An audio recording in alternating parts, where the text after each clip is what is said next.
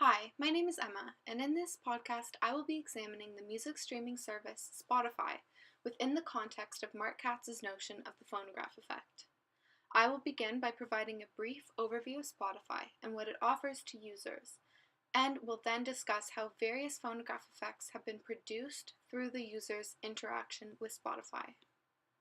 Spotify is described on its website as an online music streaming service that allows users to access millions of songs and other audio and visual content, such as podcasts and videos.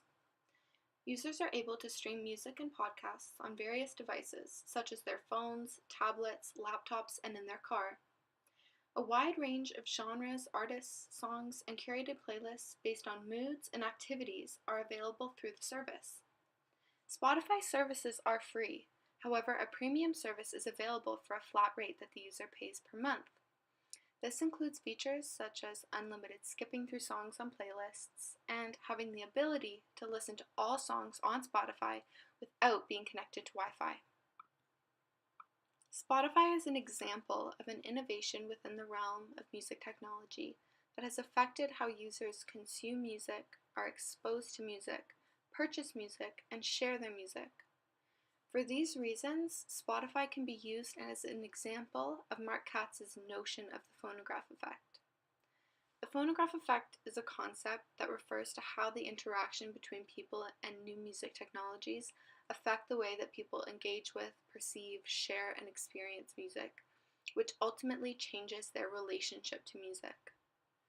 Katz's notion of the phonograph effect differs from the concept of technological determinism, because instead of arguing that the technology alone has the power to cause societal changes, Katz believes that societal changes arise from the interactions that occur between the user and the technology. Spotify can be understood as a response and a product of, as Katz describes, the evolving needs, desires, and goals of music listeners. I will now further elaborate on how I think Spotify reflects the current demands of music listeners, specifically focusing on the consumption, exposure, purchasing, and sharing of music. I will begin by looking at how changes in music consumption have occurred as a result of the interaction between users and Spotify.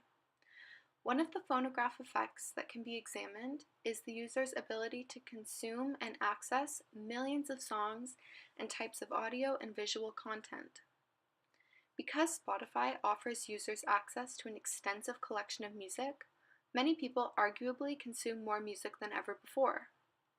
In the era of collecting physical copies of music, such as CDs or records, one's personal collection of music would be finite, and to gain access to more music would take time, money, energy, and would require space to store these physical copies. Even when iTunes became available to music listeners, the process of downloading and creating a music library was still time-consuming and costly, and although some people had extensive music libraries, none could have been as extensive as having millions of songs at one's disposal and expecting that to be the norm. Since the emergence of streaming services such as Spotify, listeners now expect every song and album released by an artist to be readily available and to be easily accessible from anywhere at any time. Spotify has allowed users to consume a higher volume and variety of music than ever before. Another phonograph effect that can be examined is the user's exposure to new music through pre-made and curated playlists that reflect their musical preferences. Spotify allows users to create their own playlists, which they can then share with others, and this is one of the main ways that users are exposed to new music on Spotify. Users can find these playlists under categories of genres or moods, and the playlist would be compiled of various songs and artists that fit this genre or mood. For example, a user who is in the mood to listen to music while they go to sleep can browse through pre-made playlists under the sleep category on Spotify until they find one that sounds appealing. Examples of pre-made playlists under the sleep category include Hawaiian Dreams, Ocean Escapes, and White Noise.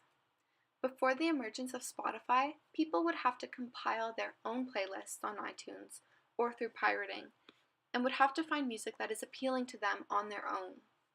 Regardless of if users paid for their music through iTunes or illegally downloaded content, the process of curating one's own playlist would take time, energy, and knowledge of the artist, name of song, or type of music that appeals to them. Spotify eliminates the need for users to spend time downloading new music or having to figure out what music they want to download, as it allows users to listen to pre-made playlists that often contain songs they may not be familiar with, but delivers the effective response they were hoping for. Spotify also contains a feature that compiles music and creates customized playlists for each individual user. The more the user listens to and browses music and genres on Spotify, the more personalized and accurate Spotify's recommendations and curated playlists become, as they are influenced by the user's listening and music habits.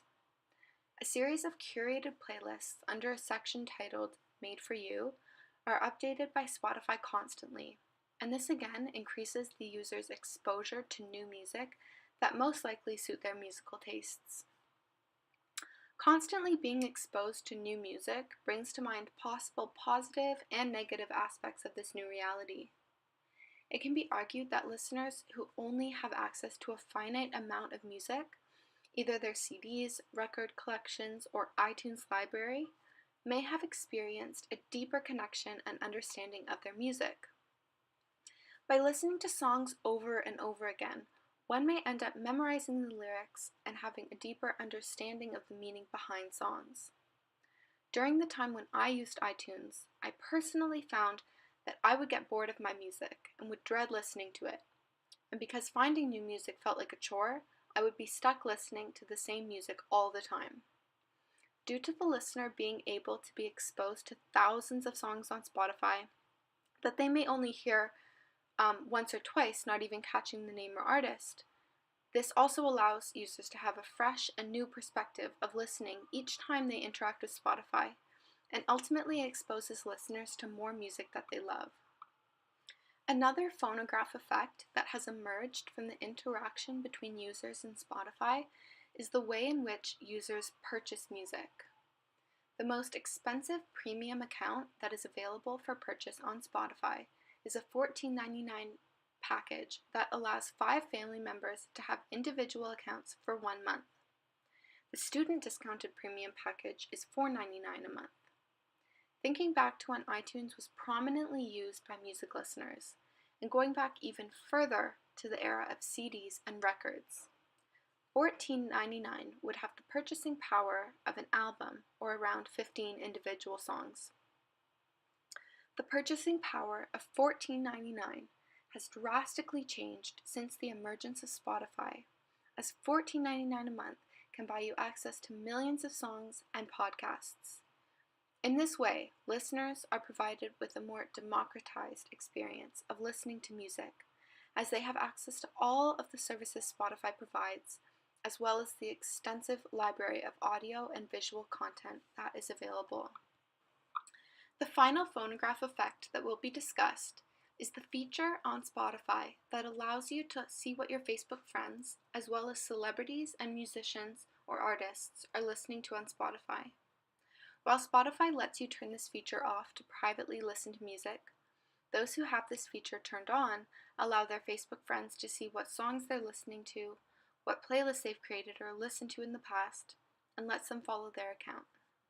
The ability to see hundreds of your Facebook friends' music history all in one place is arguably a new way of sharing music. The private and individual process of listening to one's own iPod has now been publicized by this feature.